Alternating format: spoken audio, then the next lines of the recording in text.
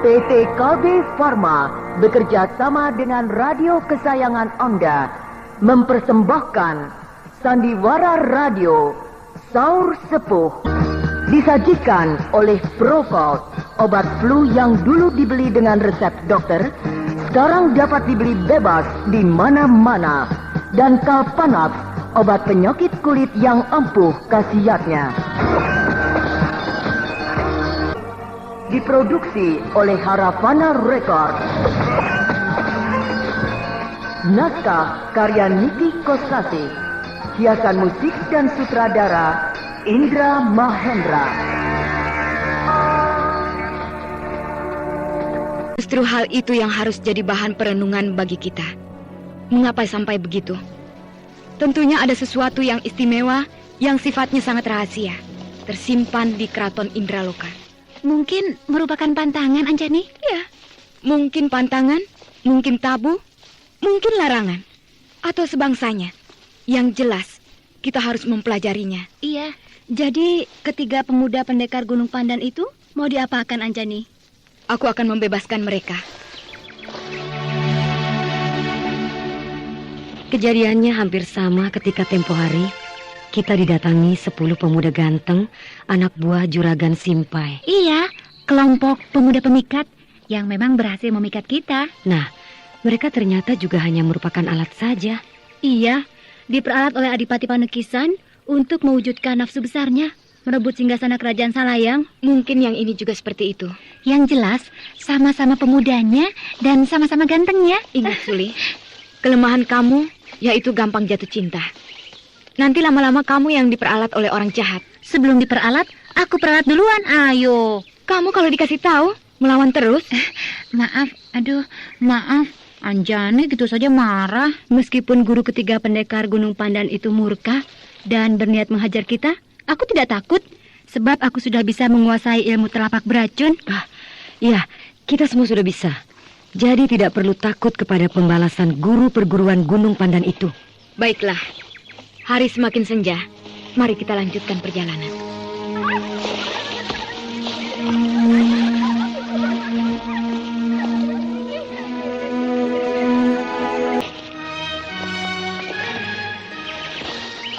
Nah, itu dia. Aduh, ada apa sih tiba-tiba berteriak? Bikin orang kaget saja. Kita sudah sampai. Sampai kemana? Itu, ke Keraton Indraloka. Mana nanti? Aku kok tidak melihat apa-apa. Itu Gunung Timbang yang kelihatan dari sini. Gunung? Lain dengan keraton. Tapi kan Keraton Indraloka itu letaknya di lembah Gunung Timbang. Berarti kita sudah sampai. Anjani, benarkah gunung yang tampak di kejauhan itu Gunung Timbang? Benar, Gandari. Oh, berarti kita sudah hampir sampai. Iya. Pohon-pohon besar dan kecil berbentuk indah ditata amat rapi. Diseling tanaman hias bunga warna-warni. Bagaikan sebuah taman hayalan. Memang benar, taman hayalan. Karena itulah Taman Indraloka. Benarkah Anjani? Anjani, keratonnya mana? Iya, keratonnya mana? Keratonnya ada di sebelah sana, agak ke bawah. Dari sini tidak terlihat, sebab terhalang oleh pohon-pohon yang tinggi. Iya. Nah, marilah kita menuruni tebing lereng lembah ini. Nanti kalian akan melihatnya. Ayo.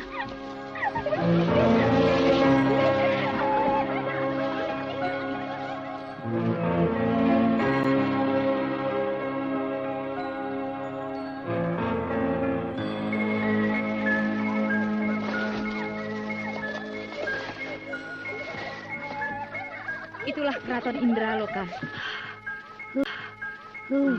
Betapa indahnya. Sebuah keraton yang mungil tapi megah. Terletak di tengah-tengah alam yang permai. Seperti sebuah istana impian. Ayo kita ke sana.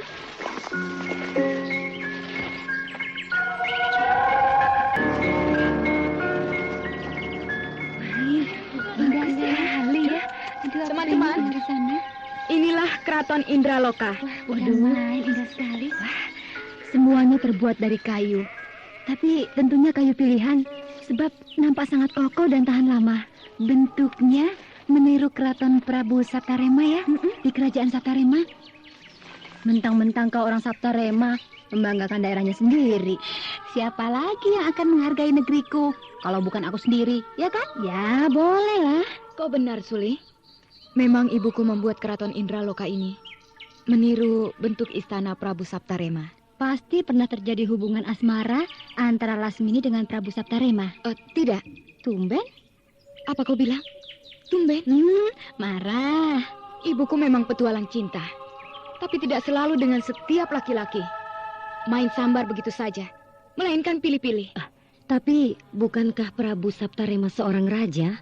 Ibuku mendekati Prabu Saptarema bukan untuk memikat raja yang gagah perkasa itu, melainkan untuk minta bantuan. Bantuan? Iya, minta bantuan untuk menundukkan hati Brahma. Apa? Menundukkan hati? Tidak usah ditutup-tutupi. Kalian semua sudah tahu, ibuku tergila-gila kepada Brahma. Ya, kami tahu.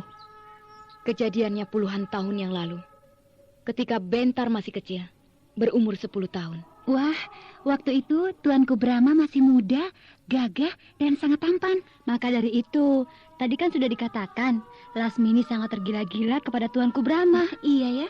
Ibuku lantas minta bantuan kepada Prabu Saptarema agar melakukan pendekatan terhadap Tuanku Brahma Kumbara. Memang antara Prabu Saptarema dengan Tuanku Brahma terjalin persahabatan yang erat. Mereka sudah seperti saudara. Iya, ibuku tahu benar bahwa Prabu Saptarema lebih tua dari Tuanku Brahma, sehingga Tuanku Brahma menganggapnya sebagai tak ubahnya kakaknya sendiri. Lalu? Ibuku mengadu, katanya dipermainkan oleh Brahma. Tentu saja Prabu Saptarema tertawa. Ditolak Anjani? Iya, artinya Prabu Saptarema tidak bersedia. Sebab selain menganggap hal itu menyangkut urusan pribadi seseorang, juga Prabu Saptarema menyadari bahwa Tuanku Brahma lebih bijaksana di dalam menanggapi hal yang demikian. Terus ibumu kecewa? Kecewa sedikit, tapi mau dikata apa lagi? Padahal sebenarnya Tuanku Brahma suka kepada Lasmini. Alah, kamu ini seperti tahu saja. Lasmini berkata begitu kepadaku hanya karena terhalang oleh nama besar dan setia kepada istrinya. Tuanku Brahma berusaha mengikis rasa cintanya kepada Lasmini. Hal itu aku tidak tahu dengan pasti. Tapi yang jelas, Tuanku Brahma tidak pernah benci kepada Lasmini. Iya, waktu Lasmini bercintaan dengan Bentar, semua orang Madangkara naik pitam. Tapi Tuanku Brahma tidak. Nah, itu kan menunjukkan beliau sayang kepada Lasmini. Tuanku Brahma bersifat welas asih terhadap sesama. Nah, itu disalahartikan oleh Lasmini. Dikiranya Tuanku Brahma memberi harapan.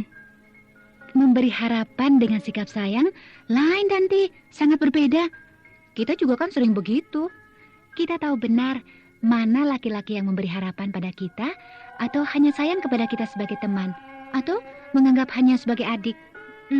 Tidak tahu ya. Dasar dungu, kau tidak punya perasaan. Pokoknya sedikit saja laki-laki tersenyum sama kamu, langsung main sambar. Sudah.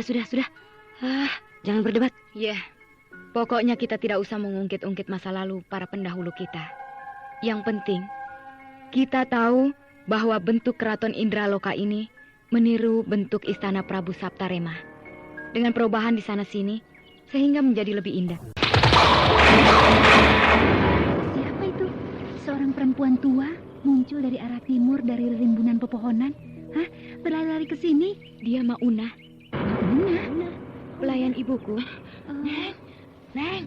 Aduh, Neng Anjani, kemana saja? Bertahun-tahun saya menahan rindu. Tapi saya yakin Neng Anjani pasti datang. Saya sibuk, Mauna. Belajar berdikari di dalam mempelajari hidup dan kehidupan. Jadi tidak sempat ke sini. Menjenguk tempat kediaman Ibu Lasmini. Aduh, sekarang Neng sudah besar. Sudah nampak dewasa. Tidak seperti dulu. Masih cengeng. Sering menangis kalau dimarahi oleh Den Ayu Lasmini. Rasanya seperti mimpi. Tidak ada bedanya dengan ibumu Den Ayu Lasmini. Wajahnya, badannya, suaranya, aduh semuanya sama. Dan Ayu Lasmini telah menjelma, menitis kepada Neng Anjani. Saya pikir Mauna juga sudah pergi seperti para pelayan lainnya. Saya sudah tua, Neng. Rumah di kampung sudah tidak ada. Anak-anak sudah pada besar, berpencar-pencar entah di mana. Suami saya kan sudah lama meninggal. Jadi saya mau pergi kemana? Lagi pula kalau sudah tua begini, saya sudah tidak punya keinginan apa-apa. Hanya ingin mengabdi saja.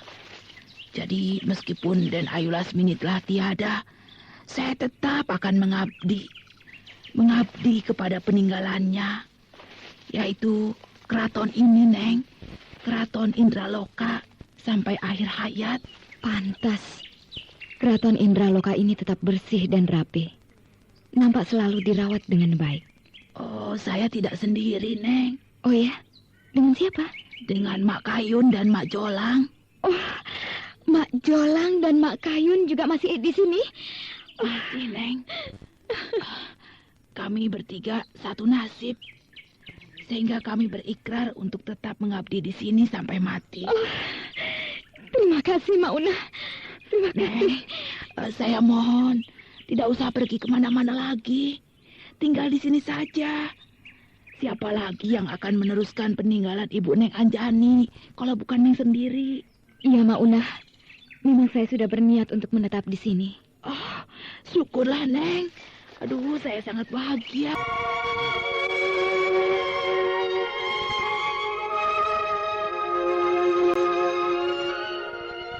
Anjani, mendengar pembicaraanmu dengan Mak Una, nampak jelas bahwa di Keraton Indraloka ini terdapat banyak pelayan. Betul, Gandari. Cukup banyak. Emban ada sekitar 10 orang. Dayang sekitar 15 orang. Banyak banget. Seperti dalam sebuah keraton besar. Entahlah. Ibuku mungkin ingin menghayalkan dirinya sebagai seorang ratu. Sehingga merepotkan dirinya membangun sebuah keraton lengkap dengan emban serta dayang. Menurut kabar, di Keraton Indraloka ini pula, Dewi Pramita, ibunya Bentar, disekap oleh ibumu. Benar. Akan tetapi diperlakukan sebagai seorang tamu agung yang sangat dihormati. Ya. Soal di sini kayaknya nggak ada laki-laki. Suli. Danti. Anjani. Gandari. Teman-teman pada kemana? Sedang menikmati pemandangan di serambi samping. Yuk kita ke sana. Ayo.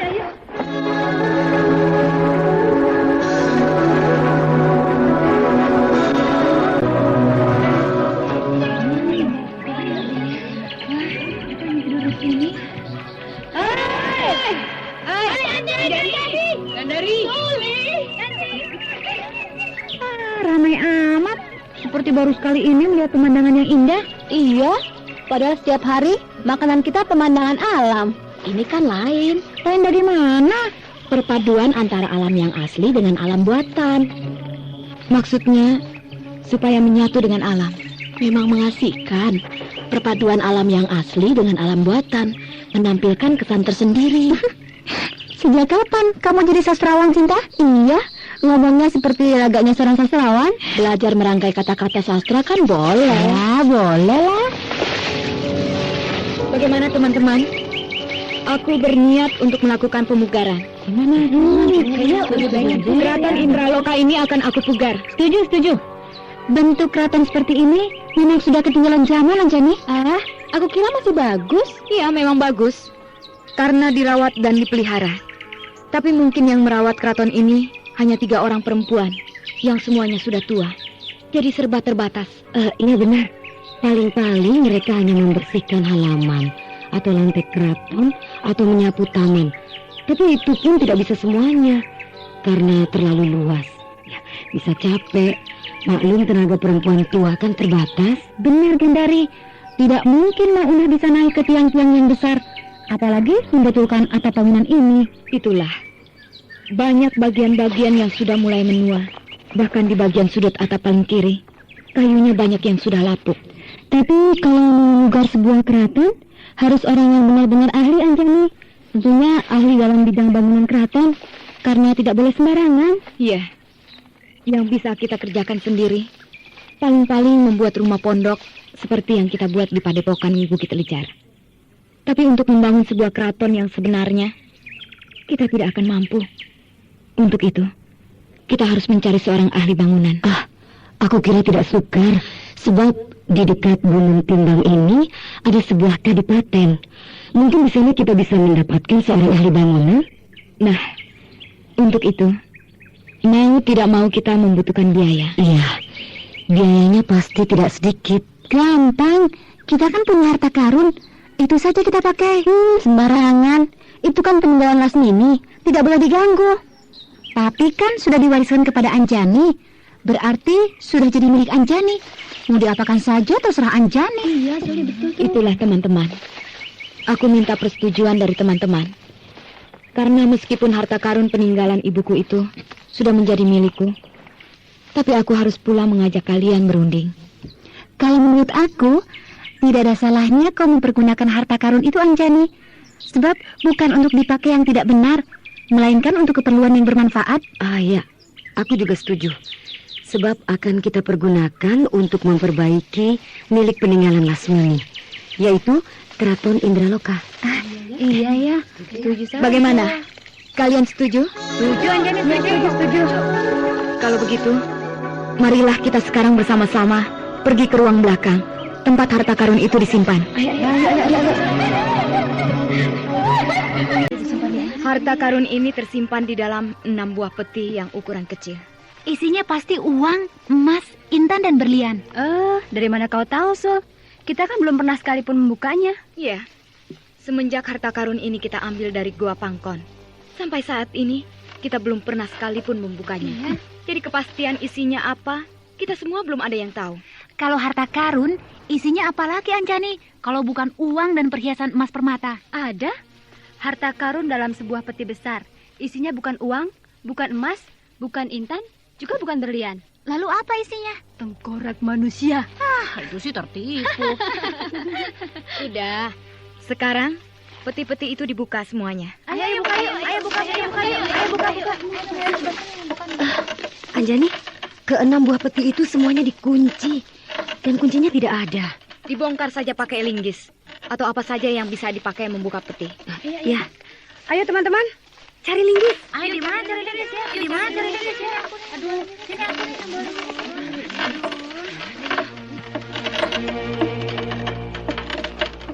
Anjani, dibongkar saja dengan paksa, Anjani. Iya.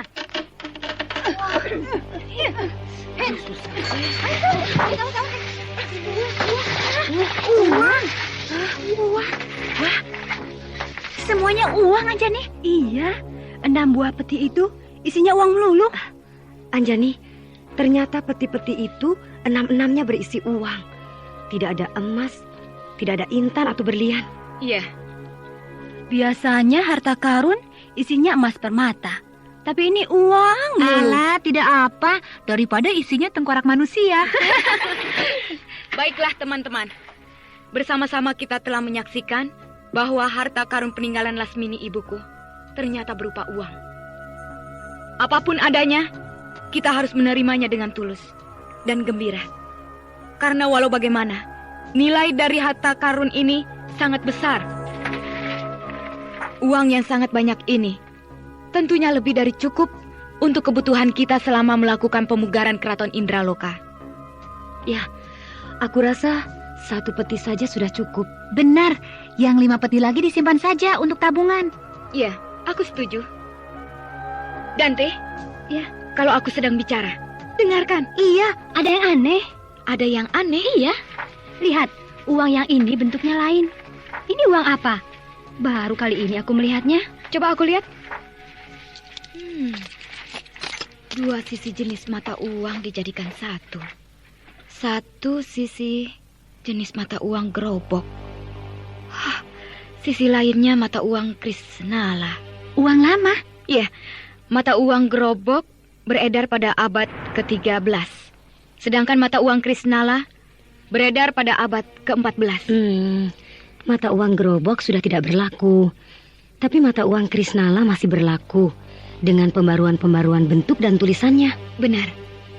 Akan tetapi bentuknya tidak sebesar ini. Iya, mata uang paling besar sebesar biji buah ketapang. Kalau ini besar banget, sebesar daun jambu. Mungkin bikinan sendiri. untuk simpanan pribadi sebagai perhiasan.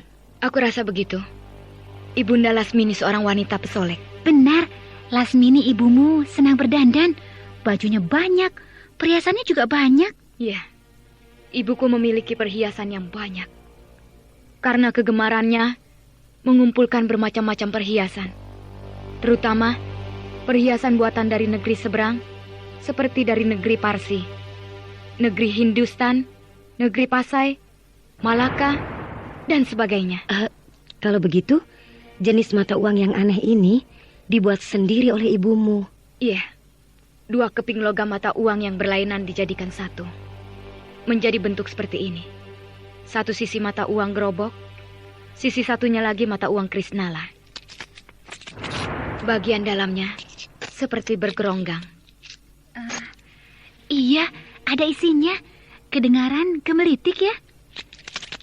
Sudah jelas, di dalam mata uang yang besar ini ada sesuatu yang sengaja dimasukkan. Karena batas sambungan kedua sisi mata uang ini nampak sangat jelas. Kelihatannya bisa dicungkil, Anjani. Dante, ya, secari kain putih kecil bertulisan beberapa baris kata. Coba dibaca. Iya.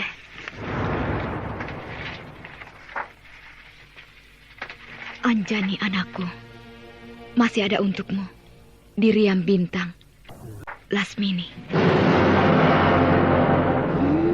Masih ada yang ditinggalkan. Masih ada lagi ya di Riam Bintang.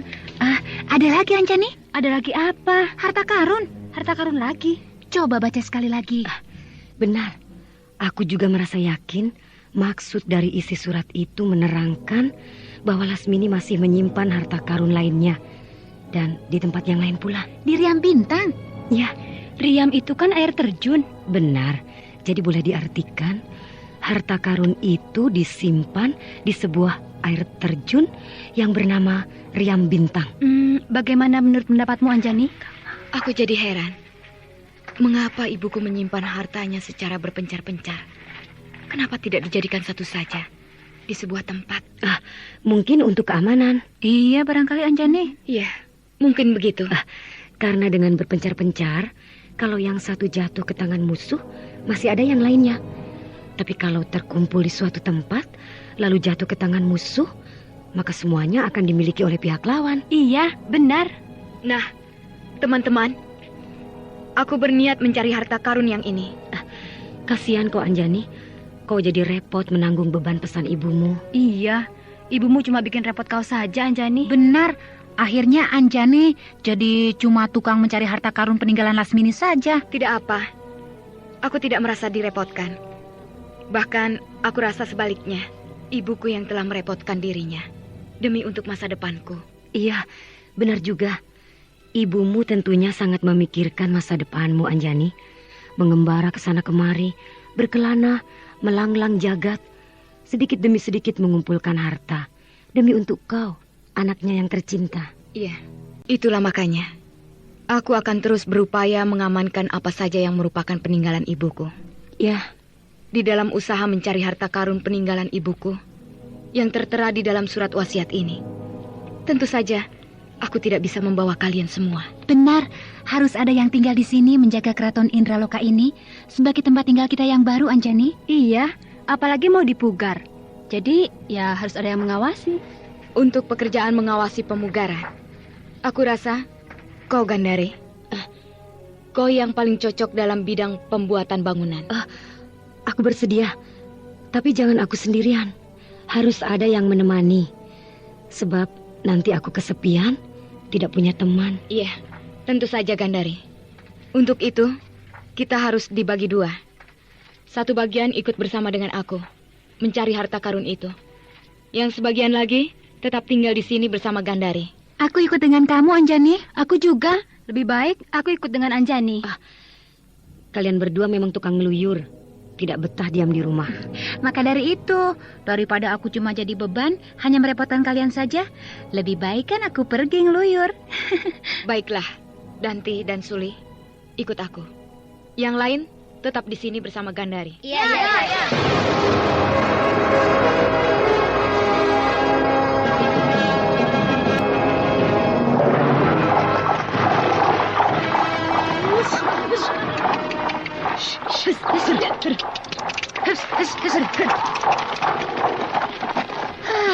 Gunung Timbang ini tidak beres. Keadaan lerengnya kadang-kadang terjal, kadang-kadang landai, kadang-kadang berlumpur. Oh, Iya. licin banget. Gunung di mana-mana ya begini, Sul. Mana ada gunung yang rapi. Kalau mau rapi, tuh di sana, di jalan dalam kota, jalannya mulus. Maksudku, kau berbeda jauh dengan keadaan Taman Indraloka yang begitu mulus dan indah. Padahal letaknya kan di Gunung Timbang ini. Sebab Taman Indraloka dibuat. Dibuat. Ya, dibuat dengan sengaja. Diatur sedemikian rupa sehingga menjadi serba teratur, indah dan rapi. Berbeda dengan keadaan alam di sekitarnya yang tetap dibiarkan alami. Oh, iya ya. Ayo jalan terus, perlahan-lahan saja. Sebentar lagi kita akan sampai di lereng sebelah barat. Keadaannya tidak terlalu berbahaya, sehingga kita akan bisa menunggang kuda dengan enak. Iya, Anjani.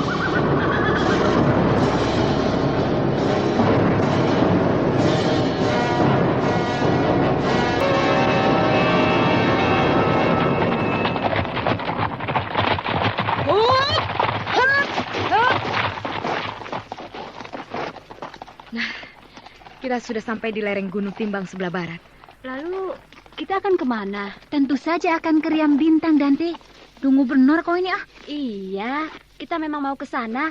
Tapi kan kita belum tahu di mana letaknya Riam Bintang itu. Iya, benar juga ya. Makanya, jangan gampang mencela orang. Marah. Di kaki gunung sebelah barat itu ada sebuah kademangan. Namanya Kademangan Palias. Cukup besar dan ramai. Kita mampir saja ke sana sambil bertanya-tanya. Siapa tahu ada yang mengetahui Riam Bintang. Ya, marilah kita menuju ke Kademangan Palias. Hush.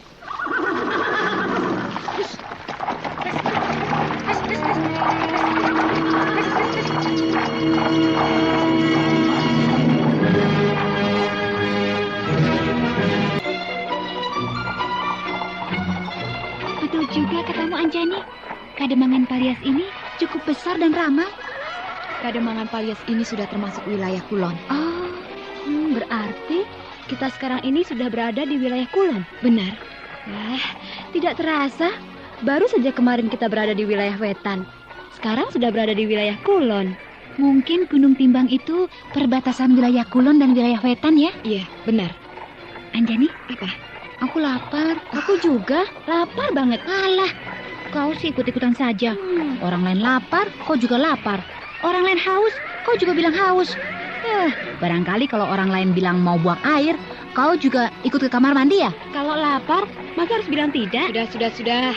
Ayo kita cari warung makanan. Iya. Tuh, di tepi jalan besar ada rumah makan. Iya, rumah makan besar dan kelihatannya ramai. Ayo kita ke sana.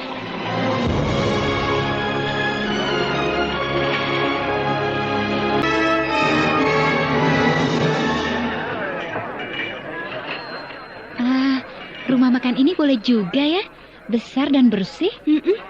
Pengunjungnya cukup penuh dan kelihatannya itu loh, makanannya enak-enak. Tuh, di pojok sana ada kursi yang kosong. Kita ke sana. Ayo. Selamat siang, Neng. Selamat siang. Makan atau minum? Dua-duanya, Bu.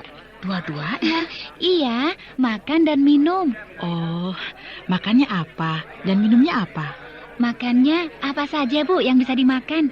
Dan minumnya apa saja yang bisa diminum. Suli, kamu bercanda melulu. Maaf, Bu. Teman saya ini senang bergurau. Tidak apa. Gadis-gadis muda memang senang bergurau. Sediakan saja air putih, 3 kendi, dawet 3 mangkok. Kemudian nasi ya, Bu ya? Sayur lodeh, Bu.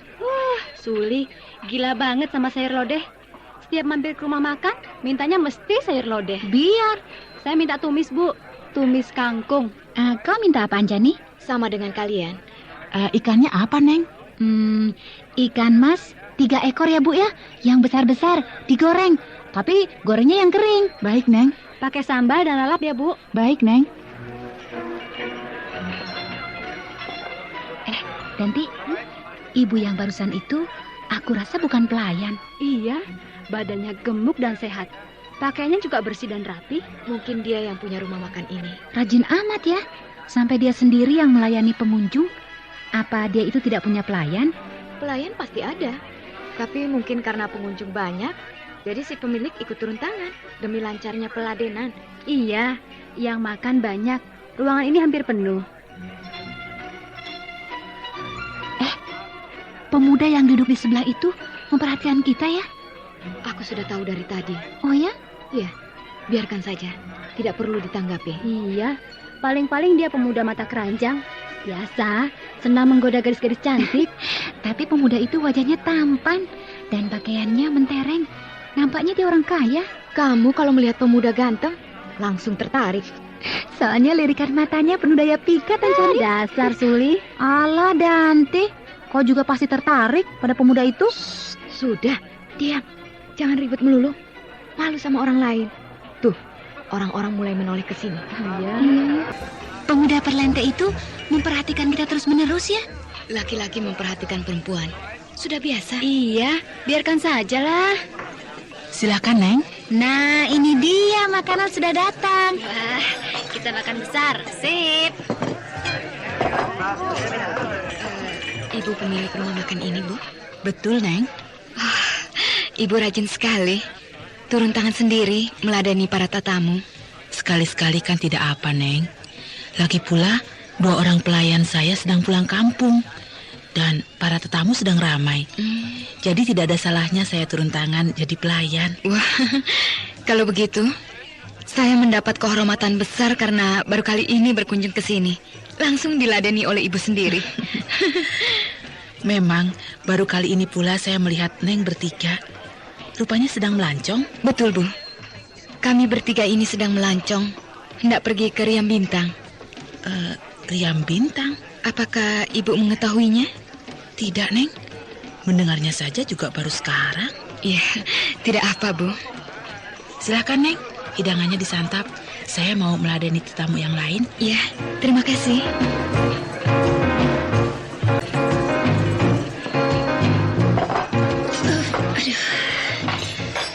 Sudah kenyang aku. Tidak seberapa ya? Enak. Masakannya enak dan memuaskan. Maksudku, perut kita ini tidak seberapa. Tadi lapar banget. Lalu cuma diisi sepiring nasi, kenyang. Sama saja dengan haus, Danti. Kalau sedang haus, aduh, tersiksa banget. Lalu cuma minum secangkir air putih, seger. Memang, sebenarnya perut kita ini tidak seberapa, tapi sering menimbulkan malapetaka. Malapetaka? Akibat perut lapar, bisa terjadi malapetaka.